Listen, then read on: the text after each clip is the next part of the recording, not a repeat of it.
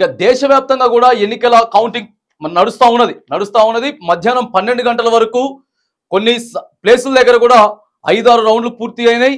కొన్ని పోలింగ్ కేంద్రాల దగ్గర మాత్రానికి చాలా రాష్ట్రాలలో కూడా కొన్ని స్థలాల దగ్గరే ఈవీఎం మిషన్ కూడా మొరాయిస్తున్న సందర్భం మనం చూస్తా ఉన్నాం. ఖచ్చితమైనటువంటి ఫలితాలు 12 గంటల వరకు ఇప్పటికే ఆంధ్రప్రదేశ్లో 2-3 అభ్యర్థులు కూడా పూర్తిగా విజయం దిశగా కూడా అడుగులు వేస్తాం మనం చూస్తాం. తెలంగాణ రాష్ట్రంలో మాత్రానికి Congress party 8, BJP party 8, BRS party 1 leading లో అయితే నడుస్తా ఉన్నది.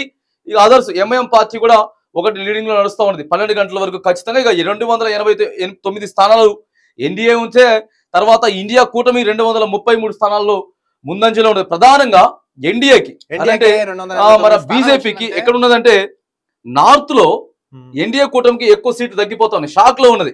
అక్కడ మాత్రానికి ఉత్తరప్రదేశ్ లో తక్కువగా వచ్చాయని చాలా తక్కువగా వచ్చాయి. నార్త్ లో మాత్రానికి అనుకున్నటువంటి ఫలితాలు బీజేపీకి రావట్లేదు. ఈ సౌత్ లో మాత్రానికి బీజేపీ ఊహించిన దానికంటే ఎక్కువ వస్తా ఉన్నాయి. ఎక్కువగా ఆంధ్రాలో కూడా 7 స్థానాలు బాగానే గెలుచుకుంది. అవును, అక్కడ గెలుచుకున్నది. ఇక్కడ తెలంగాణలో కూడా 8 స్థానాలు వస్తా ఉన్నాయి. కాబట్టి మరి అనుకున్న స్థాయిలో వాళ్ళు ఎక్స్పెక్టేషన్ చేసిన దానికంటే కొద్దిగా తారుమారు అవుతారు. నార్త్ లో సౌత్ లో చూసుకున్నట్టయితే ప్రధానంగా బీహారు, జార్ఖండ్, ఒడిస్సా ఈ 3 రాష్ట్రాలలో కూడా బీజేపీకి మంచిగా ప్లస్ పాయింట్ గా వెళ్తా ఉన్నది.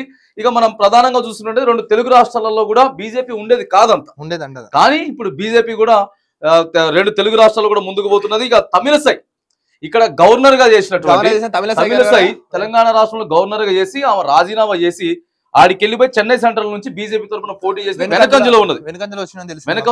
రాహుల్ గాంధీ గారు మాత్రానికి భారీ ఆధిక్యంతో మరి రాయవేరిలో ముందుకెళ్తా ఉన్నారు.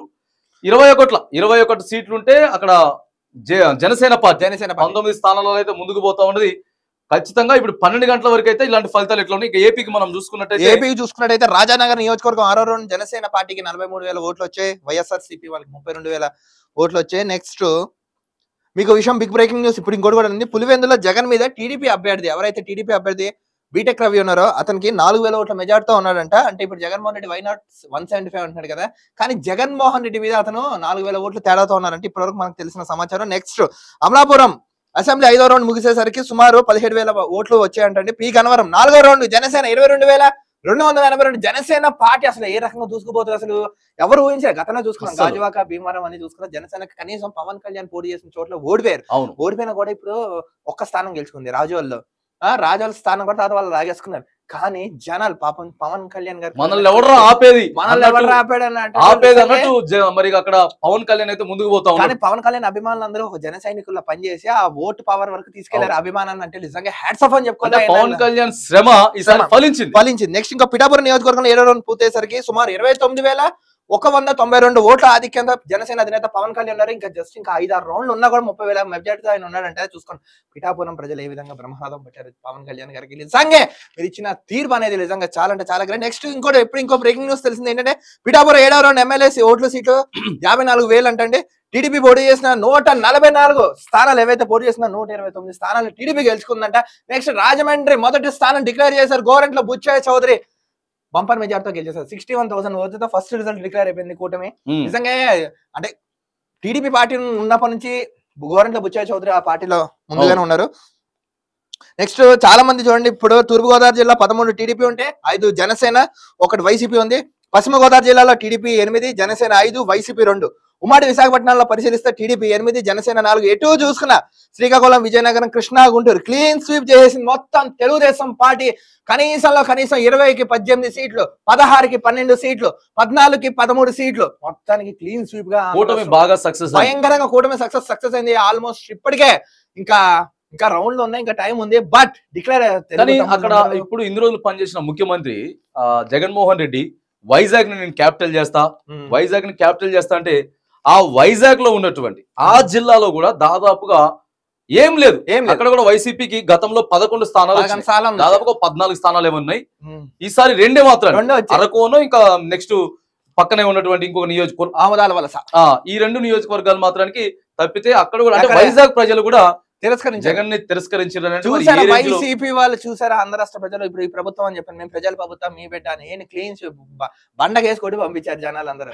మొత్తానికి తెలుగుదేశం గెలుపు దిశగా వెళ్ళిపోతున్నారు. నిజంగా అటు పిఠాపురంలో పవన్ కళ్యాణ్ గారు ఒక ఎత్తైతే తెలుగుదేశం పార్టీ ఎత్తులో వెళ్ళిపోతున్నారు. ఈ విధంగా చూసుకుంటే ఇంకా ఎన్డీఏ కూడా ఆల్మోస్ట్ సెంట్రల్ లో 289 సీట్స్, ఇండియా కూటమి 233, అదర్స్ 21.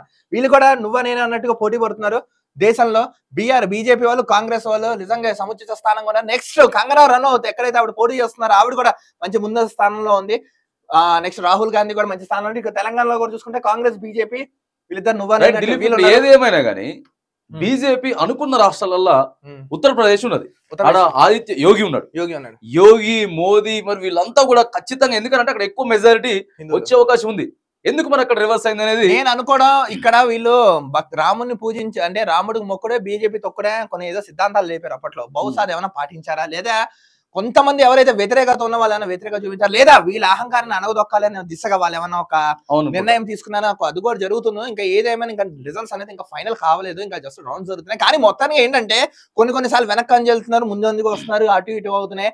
కానీ ఒక్కటి ఈసారి గెలుపోవటం నిజంగా ఇప్పుడు భారతదేశం ప్రజలు వర్సెస్ బీజేపీ ఇది మాత్రం దేశం యావత్తు కూడా చర్చనీయాంశంగా ఉత్తరప్రదేశ్ కి సంబంధించినటువంటి ఫలితాలు మాత్రానికి దేశవ్యాప్తంగా కూడా. ఎందుకంటే బీజేపీ అంటే ఉత్తరప్రదేశ్ అంటే బీజేపీ, కానీ అక్కడ పూర్తి వ్యతిరేకంగా మరి అక్కడ ఓటర్లు అయితే అక్కడ ప్రజా తీర్పు కూడా ఇచ్చారు. సరే ఏదేమైనా కానీ లీడింగ్ లో బీజేపీ పార్టీ అయితే కొనసాగుతా ఉన్నది. 290 అంటే అటు ఇటుగా ఒక 50 నుంచి 60 సీట్ల తేడాతోటి ఇండియా కూటమికి, తర్వాత ఎన్డీఏకి సంబంధించినటువంటి రిజల్ట్స్ కూడా చూస్తున్నాం. ఇక ఇక్కడ తెలంగాణలో చూసుకున్నట్టయితే సేమ్ అదే జరుగుతా ఉన్నది. సెంట్రల్ ఏం జరుగుతుంది, స్టేట్ కూడా అదే జరుగుతుంది. అక్కడ కూడా కంటోన్మెంట్ కూడా పూర్తిగా కాంగ్రెస్ పార్టీ అధికారంలో.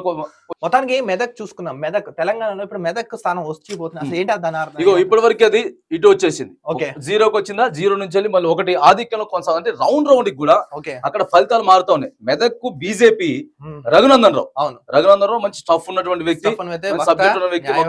అయితే ఆయన పోటీ చేసిండు, గతంలో ఎమ్మెల్యే పోటీ చేసినప్పుడు ఓడిపోయిండు. ఏదేమైనా దుబాకలు ఆ జిల్లా మొత్తం కూడా ఆయనకు పట్టున్నది, మెదక్ జిల్లా పట్టున్నది. అట్లాగనే అక్కడ బీఆర్ఎస్ కూడా ఎక్కువ పట్టుంటది. ఇక ప్రజలు 50-50 ఛాన్సెస్ గా ఒక రౌండ్ అయిపోయిన తర్వాత ఒక 1000 ఓట్లు అటు వెళ్తా ఉన్నాయి, ఒక రౌండ్ అయిపోయిన తర్వాత 1000 ఓట్లు ఇటు అవుతున్నాయి. ఏదేమైనా సాయంత్రం 5-6 గంటల వరకు అయితే ఆ బీఆర్ఎస్ ఫలితం అయితే అప్పటి వరకు వస్తుంది. ఇక ఈ మిగతా ఇవి మాత్రానికి ఖచ్చితంగా లీడింగ్ అయితే కొనసాగుతుంది. ఆల్మోస్ట్ బీజేపీ, కాంగ్రెస్ 8 స్థానాల్లో సముచిత అయితే ఉంది, ఎంఐఎం కాకుండా. మొత్తానికి ఫైనల్ రిజల్ట్ రావాలంటే మనం ఈవినింగ్ వరకు వెయిట్ చేయవలసింది. కానీ టఫ్ ఫైట్ స్టేట్ లోనో నెక్స్ట్ సెంట్రల్ లోనో నువ్వా నేనా అన్నట్టు బీజేపీ, కాంగ్రెస్ అయితే వెళ్తున్నాం. మొత్తానికి ఇప్పుడు ఈ మెదక్ సీట్ ఒకటి అందరికి ఒక ఉత్కంఠభరితంగా ఉంది. అది తెలియాలంటే మనం ఈవినింగ్ వరకు వెయిట్ చేయవలసింది. మళ్ళీ మినిట్ టు మినిట్ అప్డేట్ లో చెప్తూ ఉంటాను. అంతవరకు చూస్తున్నాను ఆకాశం న్యూస్.